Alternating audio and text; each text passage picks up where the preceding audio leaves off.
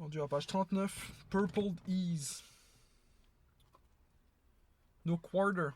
We want all that you possess. We will be content with nothing less than all that you possess. We want in our hands the reins of power and the destiny of mankind. Here are our hands. They are strong hands. We are going to take your governments, your palaces, and all your purpled ease away from you. And in that day you shall work for your bread, even as the peasant in the field, or the starved and runty clerk in the metropolises. Here are our hands. They are strong hands. By Jack London. The above is taken from a postal card sent out by the publishers of Jack London's books.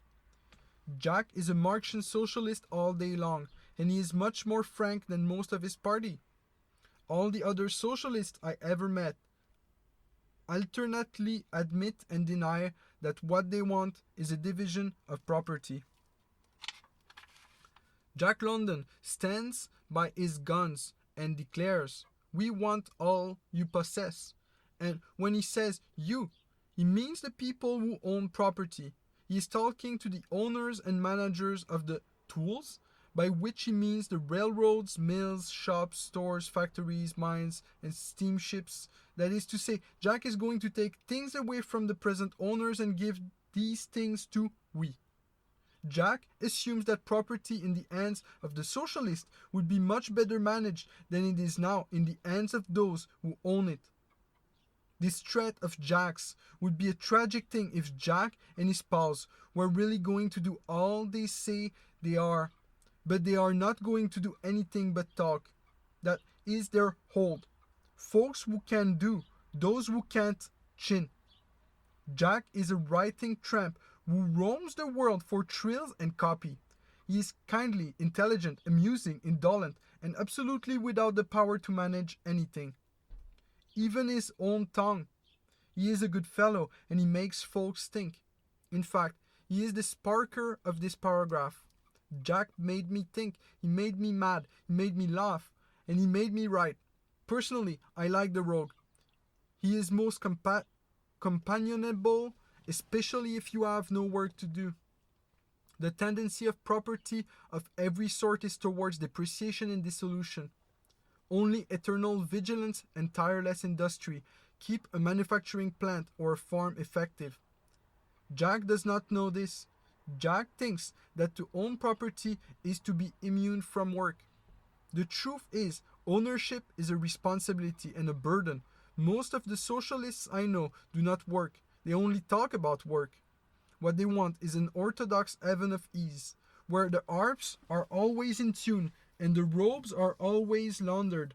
If Jack could take away the property from those who have it and set them to work like peasants and runty clerks, then the socialists would live in purple ease, as Jack and many other childish, silly folks think that rich people do now. There is an idle rich class, but it is a very small class, and it is not made up of the people who manage things. It is made up of remittance men. And some of these are socialists who play at equality, badger the busy, and patronize the poor, leave the idle rich to nemesis. Disease and death are at their heels. The men who operate our great enterprises, mills, factories, elevators, banks, and department stores, know nothing of ease. Their working hours are not limited by the whistle. They sweat blood to meet payrolls and to keep the wheels of trade revolving. Modern business is a most exacting taskmaster. It says, "Thou shalt have no other gods before me." It demands every ounce of energy its devotee has. The thought of a good time is not for the businessman. He works and works eternally. He works because he can't stop. And this is the man the socialists are going to send to the fields. Jack London's view of railroading is only from the bumpers. His philosophy cannot deceive the section hands, nor the train crew, nor the operators, nor the managers. They work and they work with care, precision, energy, and economy. Each one does the thing he can do best. That is what we all do. If Jack's hands were the strong hands he pretends, they would be grabbing plow handles or a shovel instead of reaching for hand me out. If the hands of Jack and his friends were strong enough, they would own this property towards which they now look with lustful eyes. The world will be redeemed. It is being redeemed. It is being redeemed not by those who shake the red rag of wordy warfare, who threaten and demand, but by its entrepreneurs, its workers, its inventors, its toilers, the men and women who do the duty that lies nearest them. The fallacy of the Jack philosophy lies in the assumption that the industries of the world would be much better managed by Jack and his Keith than by the men who are now at the helm. In other words, Jack's claim is that socialists are a peculiar, separate and distinct class of able, unselfish, competent persons with hands especially strong, who accidentally are out of the game, but who are soon to take possession of the things and run everything in such a way that society will be blessed and benefited as never before. The fact is, socialists are not a separate and distinct class. We are all children of Adam and Eve, and the differences in us are more apparent than real. We all have our limitations. Read Carlyle. The weaknesses of humanity are inherent in socialists, only perhaps in greater degree. Their doctrine of reaching utopia through firing the men who now manage things is the doctrine of despair. Fabian socialism is something else. It is opportunism. It does what it can now. It does not wait for a revolution. Rather, it believes in revolution. Rather, it believes in evolution. So it does what it can now. It does not wait for a revolution. Rather, it believes in evolution.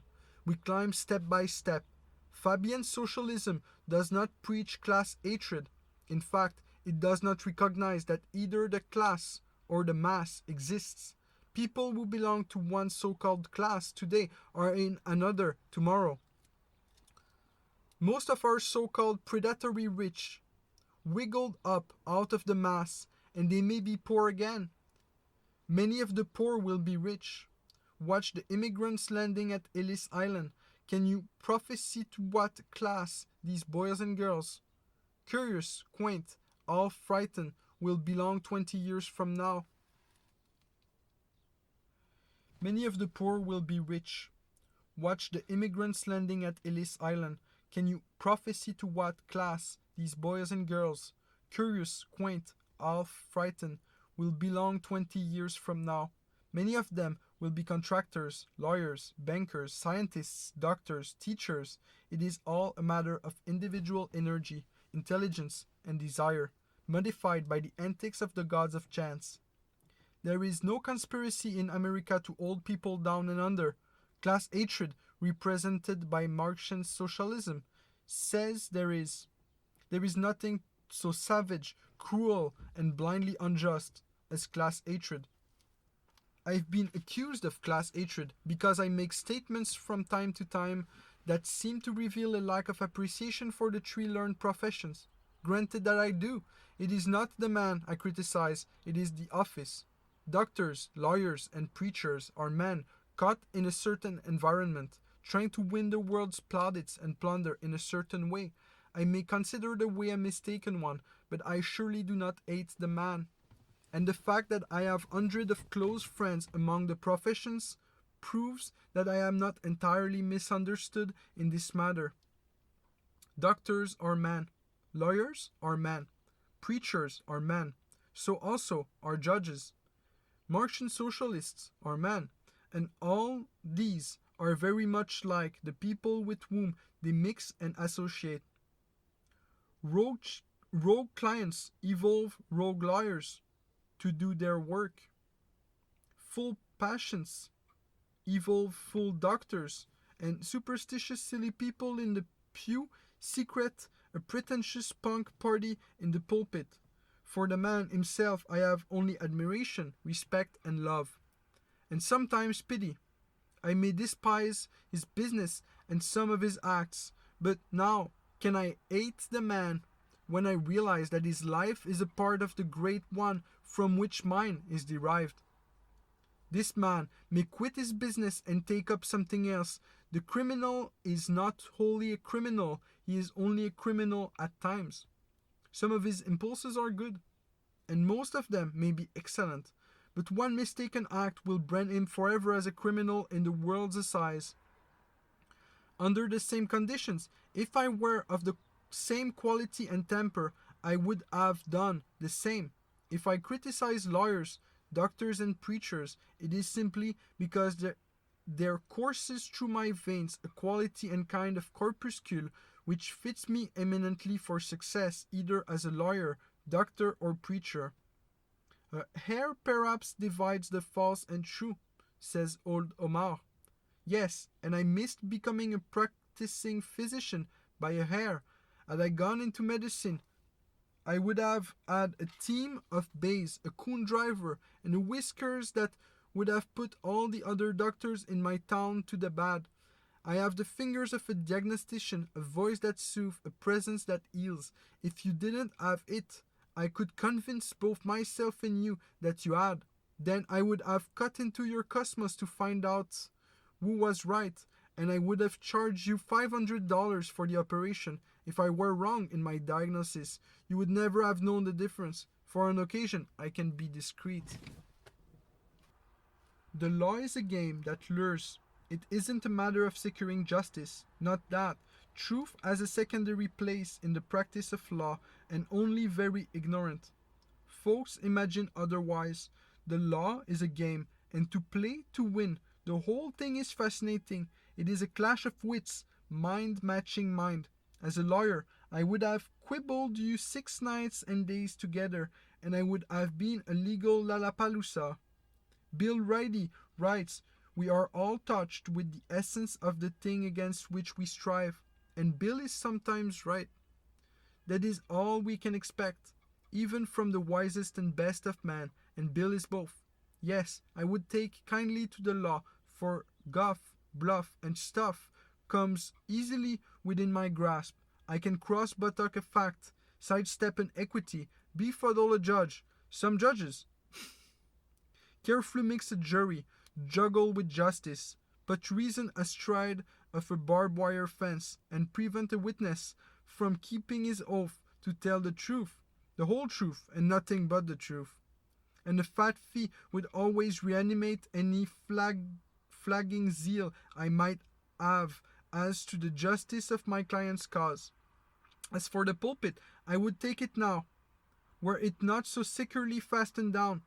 Hypocrisy, gush, glibness, Chicago tongue. Yes, let Billy Sunday look to his laurels. I too could tear a passion to tatters and make a judicious grieve. I could hypnotize myself into a belief that souls were lost, like color buttons under a bureau, and I was the one man to rescue them. Sure, especially am I qualified for making pastoral calls, or I was once. Also, I have great capacity for chicken pie, pretense, cheap social honors, and the applause of the unthinking. As a churchman, reversed haberdashery would have done me proud. Breeks would become me, for my shanks have individuality, and a dinky hat would set off my sky piece in a way not only to arouse curiosity but mirth. Let Dean Art beware, his job is not so secure as he thinks. Dr. Samuel Johnson was for a time a member of Parliament in the capacity of cub reporter. One certain speech he reported, and when the gentleman who had made the speech read the report, he didn't exactly recognize it. So he went to Johnson and said, "Look here, young feller, I didn't say that." "Certainly not," said Johnson, "certainly not, but that is what you should have said." In recounting his reportorial experiences, Johnson was once asked this question: "What kind of men are there in the House of Commons?" And Johnson replied, "Take the first 50 men you find walking up Fleet Street." Johnson knew that all men, regardless of their condition in life, are at heart very much alike. And when fate has flung a man into a certain situation, the man will, if it is a place of some honor, give himself all the credit for having attained it. If it is a position that perhaps carries no honor, the party will always blame someone else for putting him there. We credit ourselves for our successes, we blame others for our faults. Also, we justify ourselves in everything we do. And wise men see plainly that this self justification is a part of nature's great law of self preservation. The exaggerated ego is a primal necessity. Good men, all and everywhere, multiply the value of their work by 10. Success in life consists in convincing yourself that you are the whole cheese, and then getting the world to accept your view. Rostan's rooster was fully assured in his own mind that the sun would not come up if he did not crow. The hens, being told this by the rooster, crackled it back to him, and it became a crystallized part of the orthodox zeitgeist. And it would have so remained for all time, but for an incident, an accident of love. When a guinea hen became enamored of the boss of the barnyard. So life is a paradox, and love is not only illusion, but it is also the great enlightener. Now, I know Jack London, I know the proletariat, I know the predatory rich, and this I know, that so far as happiness is concerned, each and all of them have an equal portion. The struggle in getting out of the mass has given Jack's predatory party a certain power, but he has paid for it with his peace of mind, and as to struggle to hold it. Purpled ease is a thing that exists only in Jack's mental vacuum. That is where the tramp has the start of the millionaire. The tramp can dream it, the other fellow has no time even to think it. When John Wesley saw the condemned criminal being taken to Tyburn Tree, he turned to his friend and exclaimed, "But for the grace of God, there goes John Wesley." When Walt Whitman looked upon the wounded and dying soldier, he said, "I am that man." Emerson wrote in his essay on justice, "I have in me the capacity for every crime." And here is what I say to Jack London. If you and your pals were in possession of the tools of trade, you would commit all the so-called crimes of which you accuse the industrial leaders, and more. The fact that your art is full of hate proves your unfitness to govern. These men now in power have climbed step by step to their present position, and at every step had to prove their worth before they were allowed to go on. These tools of which you speak are sharp, and men like you, unskilled in their use, would cut others with them, and they in turn would take the tools and cut your head off. Your hands are not as strong as you imagine. The strength of the hands of man is not proven by assertion, it is proven by use. How far can you put the shot? Power unrestrained is always tragic. The world is held in place by the opposition of forces. The men in power are ballasted by responsibility as never before in history. You have your use as an agitator, so go for it, Jack, and say your say. That fly on the wheel of the chariot of Achilles said, "Oh, just see what a dust we do kick up." And this remark of the fly has added to the gaiety of nations. But get enough flies on the chariot of Achilles, and not a wheel revolves. The Egyptians in Moses' time battled with swarms of flies. When the flies scored home runs and base hits, self-interest and the tug of inertia have hypnotized you, Jack, until you, being down in the gutter, through choice, see only your side. Yet your barbaric yap is being heard, and I am your antipodal organ, passing it along. Meanwhile, you ride on the bumpers provided by the trusts, and these bumpers carry you forward to your destination. The pie you eat is made by the pie trust, yet you find it palatable and ask for more. If the pie trust didn't make good pies and sell them at a fair valuation, housewives would make their own pies, or they might find pie timber too expensive, and then you would go pieless. The great consolidated industries serve society, and their very existence turns on their ability to minister and to help. That which does not serve dies. If the trust overcharge, they invite competition and dissolution. Success lies in cooperation and reciprocity, and the hope of the future is in fact that the world knows it. We can't go back to chaos and start over. We must go on. Light lies ahead, not behind. We are not going to take off the train crews and put the trams in possession.